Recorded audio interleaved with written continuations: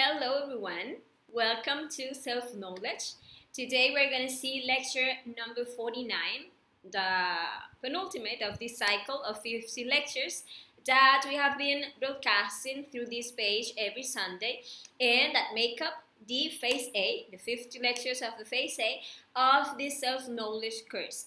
And this course has the purpose of giving us all the tools so that each one of us individually achieves the awakening of our consciousness through the application in our lives of the three factors for the revolution of consciousness.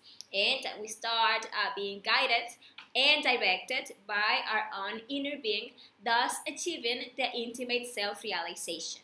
At the end of this Phase A cycle, we are going to start the cycle of 25 Phase B lectures at the same time, and possibly at another time, which we will be announcing on the page, we will restart the Phase A cycle.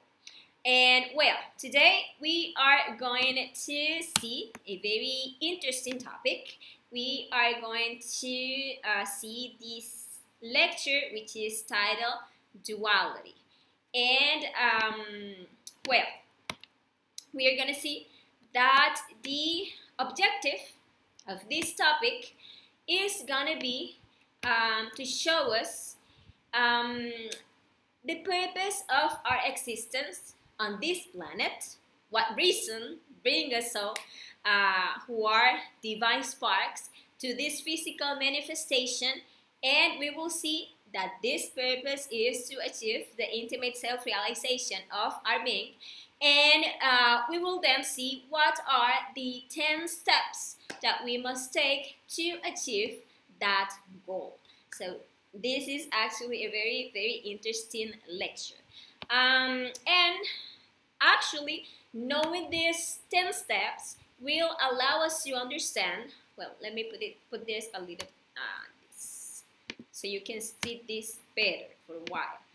Knowing these 10 steps will allow us to understand how we got to this point where we currently find ourselves, and to know in which of these steps we currently are in, and to know what are the next steps that we must consciously take to return triumphant to that source from which we all come out. And when I say to return triumphant, I mean that we come back having succeeded in achieving the goal for which we came down. Since, as we studied in previous lectures, all the sparks leave the sacred absolute sun to this cosmic manifestation with a purpose. And when the time of their cosmic manifestation runs out, they must return to the absolute again. But the spark can return having been successful, or can return having failed, or the spark can give up manifestation at any point, and in that case it would return again in the same condition as the spark that failed. Each spark is given 324,000 opportunities with a human physical body, so that in one of those existences it tries and achieves the self-realization, and actually the spark fails when it exhausts all those opportunities without ever deciding to work on itself, to work to awaken its consciousness, to take these steps that we will detail today and self-realize its being. Once all these opportunities are exhausted, it returns to the absolute only with the 3% of consciousness with which it came down, the same. And there they will give it perpetual happiness and a job to perform in perpetuity, and the spark remains as a failed spark because it didn't awaken its consciousness. This will make us understand that if we don't decide to awaken our consciousness, if we never decide to take these steps that will lead us to success in this enterprise that we have undertaken, we will still return back to that source of happiness and love from which we emanate, but in the same state of innocence with which we came down. Since we didn't we didn't do the work that would allow us to have independence and complete self-awareness. On the other hand, if in one of those existences we receive the knowledge as we are receiving it now, we then become aware of the purpose that brings us here, and we decide to consciously take these steps, then in a single existence we will achieve success, which is to achieve the intimate self-realization of the being. To self-realize the being, it is necessary to liberate all our consciousness that is currently trapped within our ego. It is necessary to create existential bodies of the being, and it is necessary to help at least one person to self-realize. Hence, the importance of permanently being practicing every day in our lives the 3 factors for the revolution of consciousness that we have been teaching in this course from the beginning. The sparks that achieve success, that is, that manage to become as absolute men, will always be able to move freely through the universe because they will be the gods of the universe. Each one of them will be a god who will have achieved the intimate self-realization of the being. And having understood this, we are going to see in detail, making our effort to understand these 10 wonderful steps that begin with the departure of the spark from the sacred absolute sun. Let me just a second to fix something here. Just a moment. There it goes. Now, everything begins as a unity, because that source from which we all emanate is a perfect multiple unity. The spark is vomited from the sacred absolute sun as a unity and must return there as a unity. It goes down and it begins to subdivide, to experience itself, and in order to return, it has to reach a point where it begins to integrate again, to become again a unity. Those millions of sparks, those millions of unities come out of the sacred absolute sun through one of the 7 rays of creation to have a physical manifestation. They live that unmanifested God, where they lived in a state of complete happiness, experiencing that only law that governs in the absolute, that is the law of love. But being these virginal sparks, completely innocent, they are not aware of their state. They are not aware of their happiness, and their ability for manifestation and creation is very limited or null in the absence of wisdom. Therefore, this spark must go down to this school, which is the cosmic manifestation, to seek the development of wisdom and love by experiencing everything that is opposite to that universal consciousness that is the boson of the common cosmic father, in which they always lived, but in a state of absolute innocence. And as soon as it springs from the absolute, it has to unfold or divide into 2. And that unfolding, that division, it is the monad. The monad itself. That monad is duality. Then the holy affirmation, which is the positive part, which is the yes. It is known as Atman, or to be.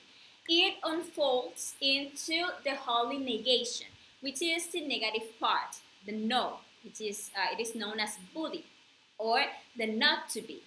And this is absolutely necessary, since in order to derive wisdom, contrast is needed.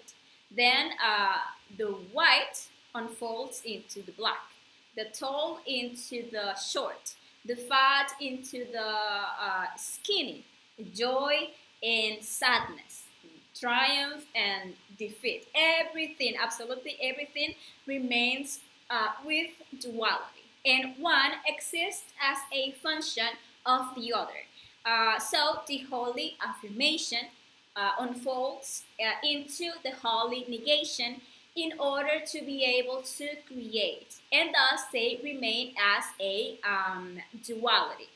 And as a unity, it is not possible to create. Collaboration is absolutely necessary for creation. So one needs the other. The masculine needs the feminine. The phallus, which is the penis, needs the yoni, which is the vagina, to be able to create. Just as to create a physical body of a child, the collaboration of these two forces is needed. Likewise, to carry out superior creations in us. Of this part, the yes is the positive part, is the affirmative part, the masculine part. We see the yes even with a simple vertical movement of the head. Yeah, it is acceptance, that is a yes. And we also see no in the horizontal movement, and it is negation. And the yes and the no form the cross. The yes is the masculine part, the active part, and the no is the feminine part. It is the passive. Therefore, it is on the cross, in the union of these two forces, that creation will always take place. On the cross, everything is created or everything is destroyed. The cross, we must know, is a sexual symbol.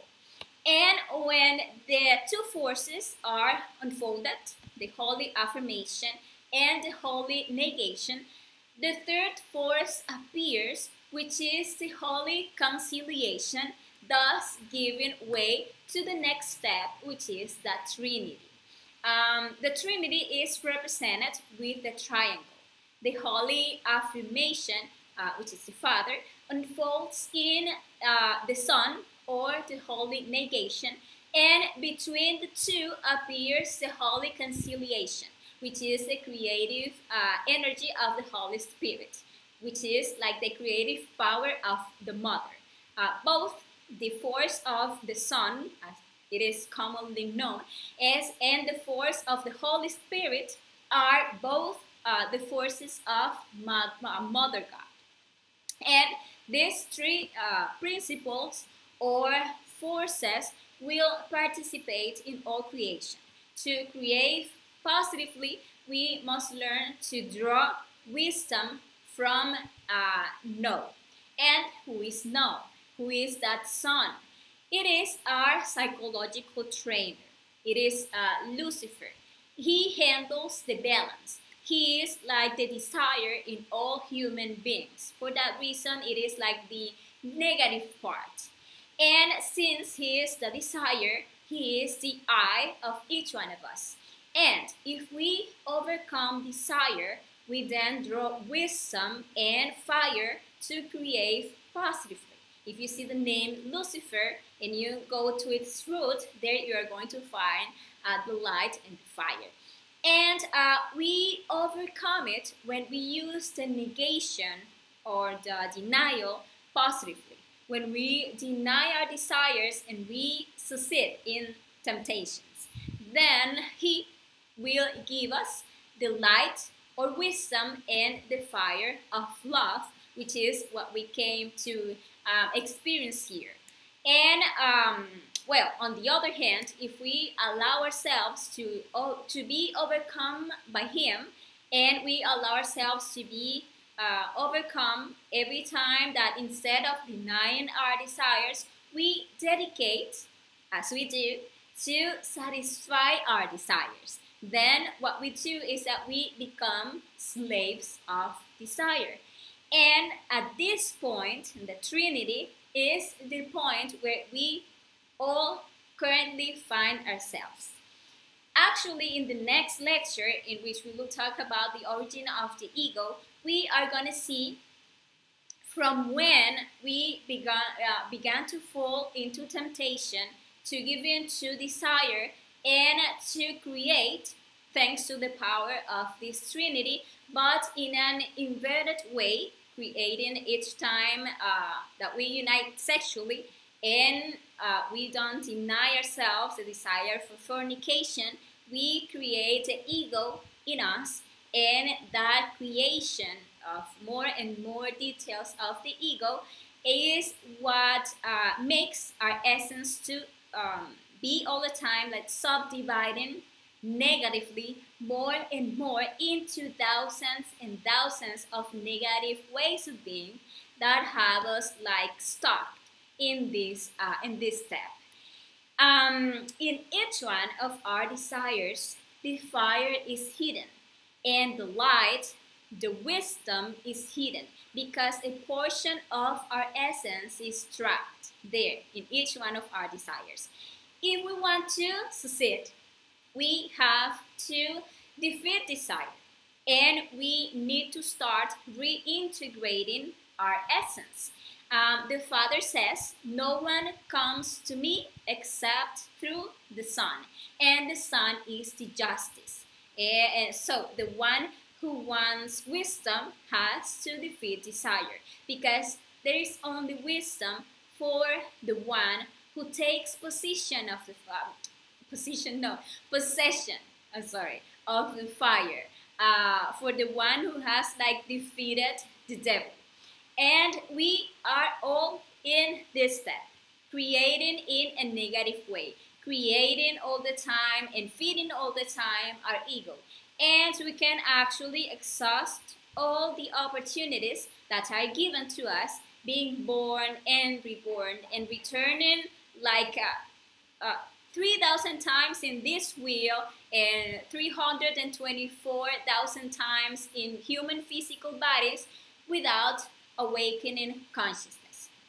But if we have within us that longing for liberation, if our own being is giving us those spiritual longings for us to take those next steps in order to achieve self-realization, we must begin to overcome our inner Lucifer, since in the desire is our opportunity to be or not to be. Therefore, we have to learn to live in a self-observation state all the time, in vigil of ourselves, and so to observe each of the desires that are like manifested to us daily, because every desire leads us to act, to speak, to think, and to feel in such a way. Therefore, we have to learn to distinguish if that which is going to manifest in me through our words or through our actions or through what I'm feeling or what I'm thinking is from my being, it's from my consciousness, because it is true, because it is fair, because it is useful, or if it is not. If we use this technique of filtering, if that is useful, good, true, and fair, we are going to arrive at something very important, and we will see that this Trinity is the secret to be able to govern the quaternary. And achieving the quaternary is taking a first step towards self-realization. Or rather, I could say that achieving the quaternary, which which will allow us to enter the path of initiation, which is the path that will take us back to the Father, but having rescued all the wisdom that we have come here to acquire. The quaternary is represented by a perfect square with 4 right angles, which invite us like to reflect a little. Those 4 right angles are intimately related to the 3 functions of the soul that exhaust all our energies all the time. We live daily exhausting the daily quota of energy that we daily receive. We exhaust it through thinking, through feeling, and through acting with or through doing with actions and words. That is why we must do a conscious work to achieve like righteousness in these functions, thus achieving a right feeling, a right thinking, a right talking, and a right acting or action.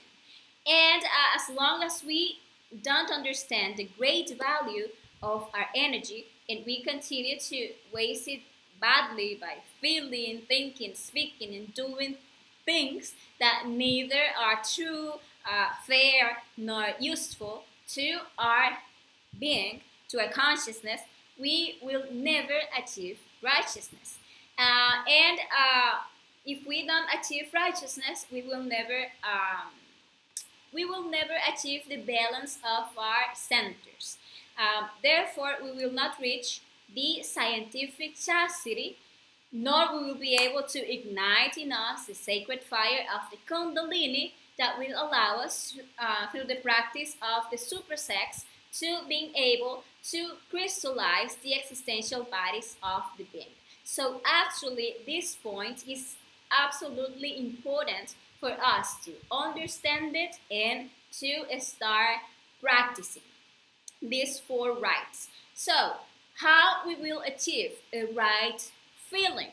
Well, the first thing is that we must be in a state of full self-observation at all times, because only in full self-observation of ourselves, of our inner world, can we discover the different eyes or details of our ego that wants to manifest from moment to moment through our different functions to waste our energy by feeding on it. If, while in a state of self-observation, we discover a negative emotion, be it unpleasant, such as anxiety or hate or resentment or sadness, fear, etc., or be it a pleasant emotion, such as, for example, being married, we are feeling like things for another person. Actually, they are pleasant emotions, but they are negative. They are moved by an adulterous eye. And having discovered the emotion, we must discern if it is an expression of our being or if, on the contrary, it is an ego. If we understand that it is an I, that it comes from our ego, since it is not something true, fair, or useful, then it is not of my being and it must die. So in that moment, we beg our Divine Mother to disintegrate that I that we have discovered. And the same we are going to do to achieve right thinking. At each thought that manifests, we must discover who is the thinker. If it is an I who is using the intellectual center, if it is, it must die. And if we must, and if we like understand that the best way to think is not to think, since our consciousness doesn't need to think because our being is pure wisdom, and this wisdom is manifested in our hearts only when we achieve inner silence, and this is achieved with right thinking. So if we discover that is a thought that is coming to waste our energy or to make us worry or to criticize someone, or to make us lose our state of self-observation, our capacity to be in the here and now, by making us imagine or remember things or plan things. So it is in psychological defect and it must die. So if it is making us think about, I don't know, making money, then we know it is an I from the grid. So we must beg our Divine Mother to eliminate it. If who is thinking is making me think about sexual things or porn, then I know that the thinker that is using my intellectual center is an I of lust. So I'm going to beg my Divine Mother to eliminate that psychological defect. In that way, my consciousness can be manifesting in me the whole time, and I'm going to achieve the right thinking. In the same way, to achieve right talking and to achieve right action. If with what we are gonna do, we will only be wasting our energy like uselessly. If what we are going to say doesn't pass those three filters of truth, justice, and fairness, or truth, justice, or fairness, and utility. If it doesn't pass these three filters, then we shouldn't do it. We should not say it. And rather, we must observe the psychological defect that wants to manifest itself through that desire, and we must ask our Divine Mother to disintegrate it. If we apply the Trinity in these 4 points, as a result, the energy saving or balance of the centers will appear, which will allow us to crystallize the next step, which is the quinary. The quinary is symbolized by a 5-pointed star. That 5-pointed star is the true man. We must know that the true man is one who has created his 5 solar bodies, that are the solar physical body, the solar vital body, the solar astral body, the solar mental body, and the solar causal body, or body of the will. In the current state in which we find ourselves, that we only have fully created the physical and the vital, but we have them in a lunar state, we are not men. We feel like men, but we are not. We are intellectual animals without a real representation in the higher dimensions of nature, because we don't have a real representation in the astral world, or in the mental world, or in the causal world, and so on. So, to be real men, we must have created these 5 solar bodies, which give us terrifying powers and make us completely different from what we currently are. And this work is called Genesis, what is creating ourselves, being born of water and fire. And this work of creation of these 5 bodies is called the first mountain, or the mountain of birth. So with the quaternary, what we do is that we balance our centers, we achieve chastity, so we can ignite our inner fire, the fire of the Kundalini in ourselves, and that allows us to start this path, the path of the first mountain. So every time that we unite sexually with our partner, that energy that we are making ascend through our spine is going to start like crystallizing into these solar bodies. First, regenerating the physical body, then regenerating the vital body, and there we are going to start to create our solar astral body, because we only have like the embryo of that body, and then we are going to create our solar mental body and the causal body, using that energy that we are daily saving by, as I was saying, practicing the righteousness, the quaternary, together with the essences that we are releasing from every psychological defect that we eliminate. So that is the energy that is going to be like the raw material for the creation in the suprasex of these bodies. Real men are the woman and men who come to have those 5 bodies. To one who has these 5 created bodies, it is said to have fabricated their human soul. So if we achieve the creation of these 5 bodies, we will have the right to choose the path, because only the ones who have a soul created can choose the path. At the beginning of the 5th initiation of major mysteries, which is the creation of the causal body or the body of the will, we are presented with the hard decision of the path, and there are only 2 paths to choose from. One is the path that will take us directly to unity. That is known as the direct path. And that is the way of the Christ. And there is the other path that is one that distracts us and takes us out of the esoteric work. Despite the fact that we are going to continue being involved in esotericism, it actually takes us out of the esoteric work, and that path is known as the path of the Nirvana, or the spiral path.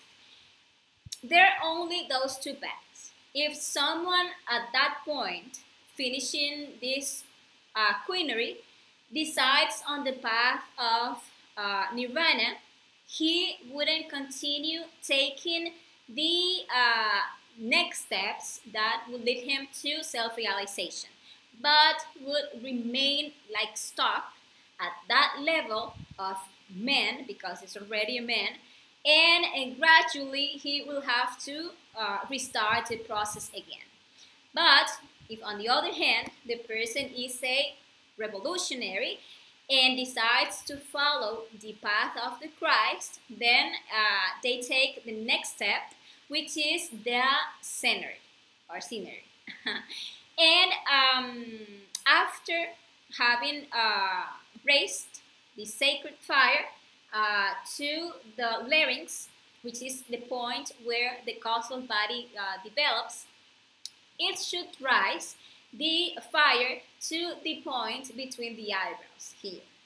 And the one who decided on the direct path will take his fire to this point, and there in this point will shine a star, that is the 6-pointed star. So the scenery. The 6-pointed star is formed by 2 crossed triangles. One that is the human soul that goes up, and the other one is the divine soul that goes down. Those 2 triangles form the 6-pointed star that makes the scenery. The divine soul, as I said, the human soul, is formed by the 5 solar bodies.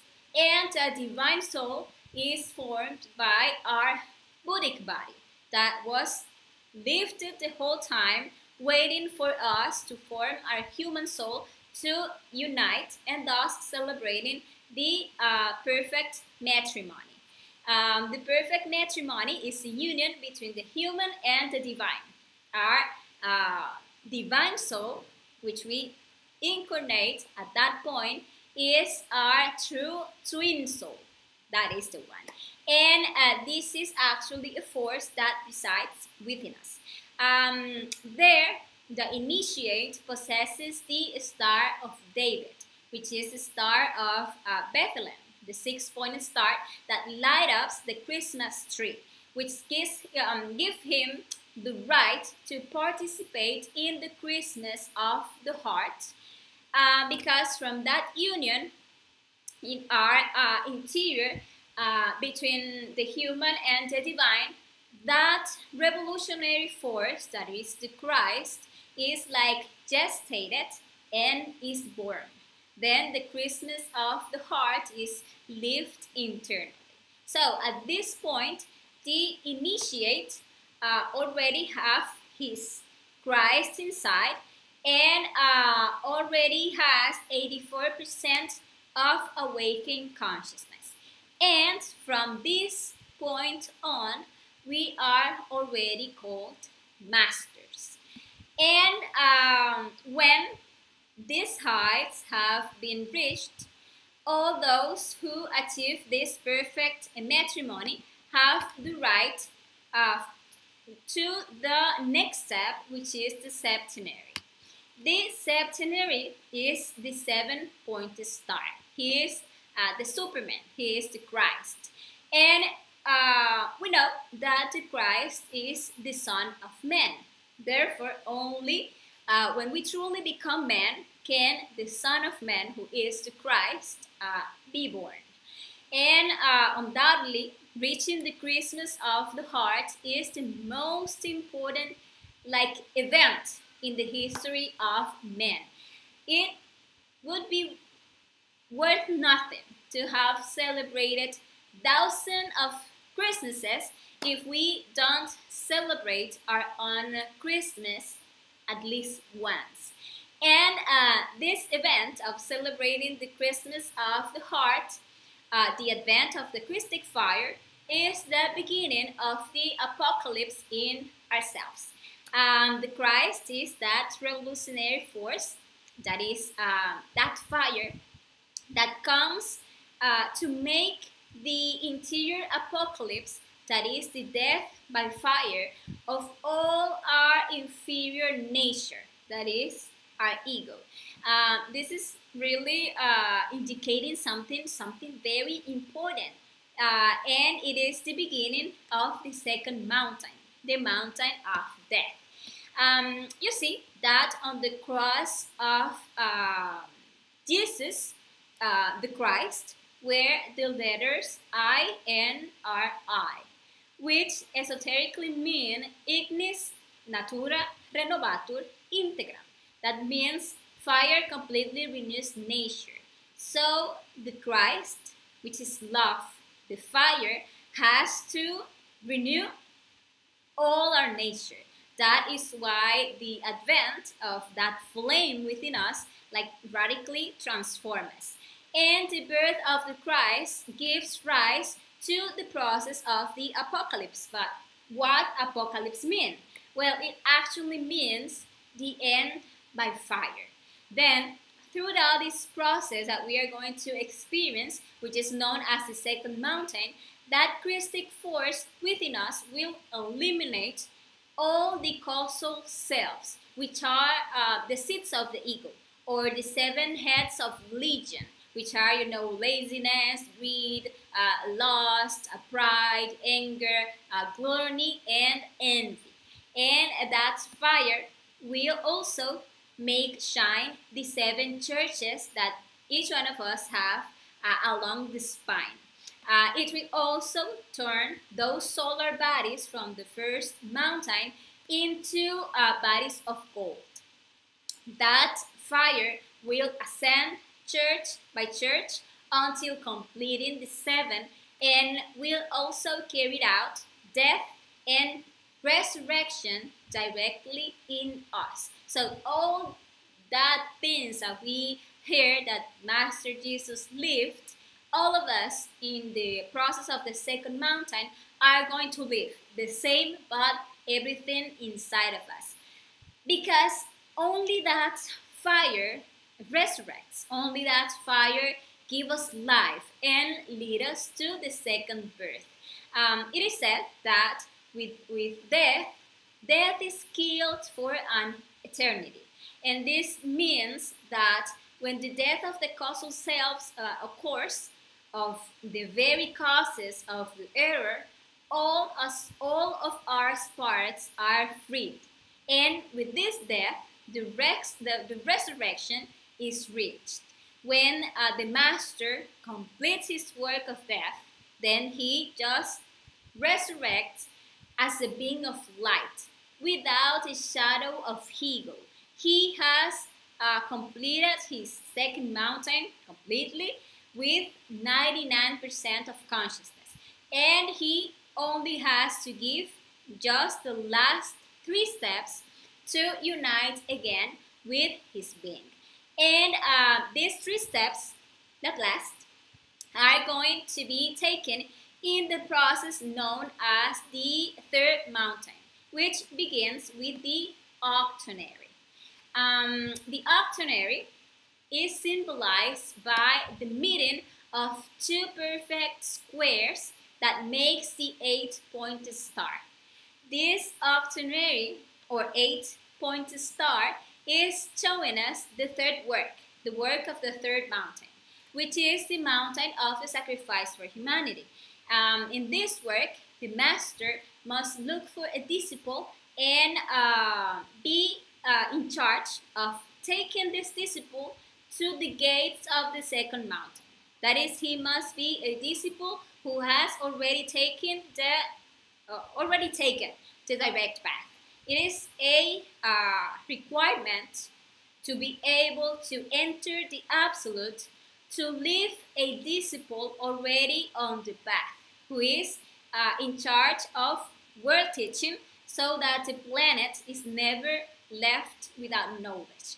And for some people, it will be very easy to do it because they already at that point have their disciple very advanced in the path. But for others, we'll have to start doing it. And that work can actually last up centuries or millions of years. And here, at this point, the eagle will begin to swallow the serpent. Well, actually, in Phase B lectures, we will talk in detail about that symbol of the eagle swallowing the serpent and its wonderful meaning. Well, in the septenary, we achieved 99% consciousness. And in the octonary, we are going to conquer the remaining 1% of consciousness, so that we have 100% of consciousness. And here in the third mountain, the light of the bodies of light will be created. And so far, we have the octonary, or 8-pointed star. And now come the final 2 steps, the nonary and the denary. And the nonary is actually a very interesting step because at that point, the master has eliminated all his ego and have integrated in him all the different parts of the being that were trapped within the ego. And is only 1 step away from reaching enlightenment. He is just 1 step away from entering the absolute. He has freed himself from all the physical laws, all the laws by which all the dimensions are like up to the 6. But he is still governed by 3 laws. Therefore, there is still like a mechanical principle within him. So he must integrate those 3 principles within himself if he wants to reach unity. So the 3 laws, which are the laws of the Son, the Father, and the Holy Spirit that we had at the beginning, now must be integrated in one. So in the nonary comes what is called the purgatory, where the forces are going to merge, forming the O of God Mother. And that is made up of the Holy Spirit, the Lucifer, and the Christ. So these 3 parts are the fire, the 3 principles of love, the 3 principles that make God Mother, the Christ, the Holy Spirit, and the Lucifer. And they have to prepare and purify themselves. And this will be done in a place or a planet that is known as the purgatory. And in the nonary, the Father is still outside. and they are waiting for him to like come down and penetrate, so that the light, the wisdom of the Father penetrates them, and there they remain converted into a perfect multiple unity. In the purgatory, the mechanism of the wheel is going to end. The mechanical part must end there, and as the O of the Godmother is formed, and there the Father is remaining, at that point we have reached a perfect duality. I mean, again, we come to be a duality, but now we are like with the 100% of consciousness. If we get to this point, it's only a matter of waiting, because the Father will penetrate and the absolute man will remain. I mean, a new Son will have been created. So, let's see this last step, which is the deanery. The deanery, which is the 10th and the last step, is complete when the two forces complement each other. When the I, or wisdom, and the O, or love, complement Father and Mother. So, when wisdom penetrates the spirit, he becomes an absolute man. And this absolute man is symbolized by this circle that represents the mother, with a circle in the middle symbolizing the integration with the Father, or the penetration of the Father. And here the turn on the wheel ends and the integration of the being has been achieved. So the absolute man can totally enter the absolute. So another perfect multiple unity, a new being has self-realized in the absolute.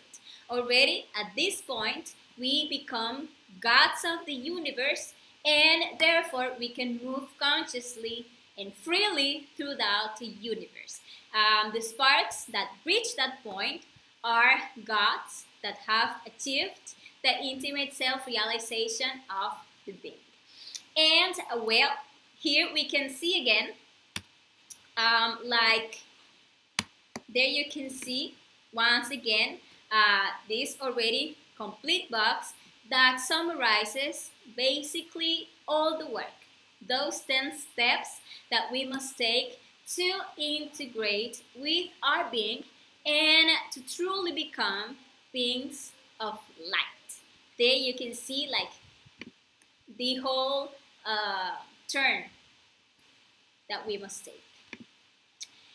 And well, actually, the important thing is that we know that the purpose of being here is to truly reach God.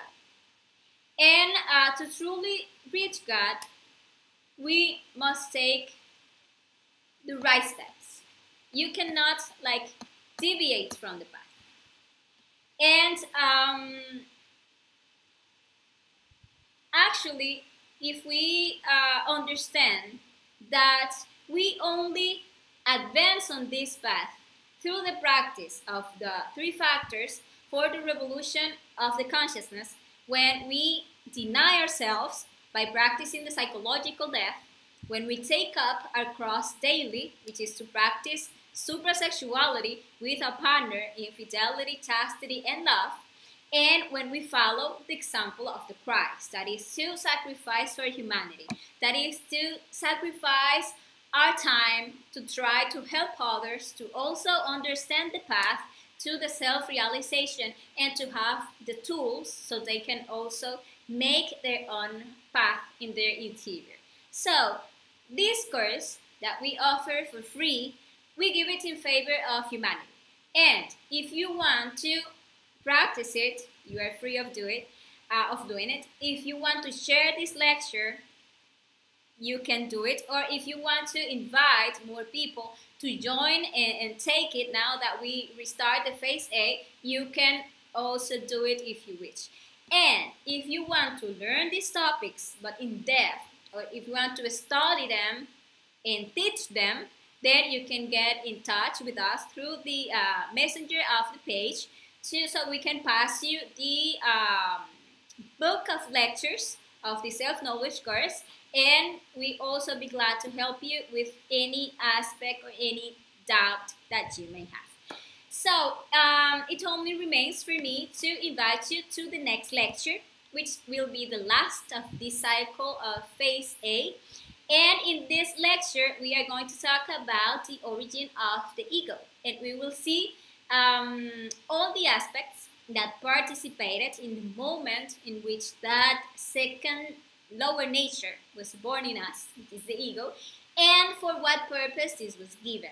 And we are going to see there how we have always had this information, but like in a veiled way, in ancient texts, the Bible, etc.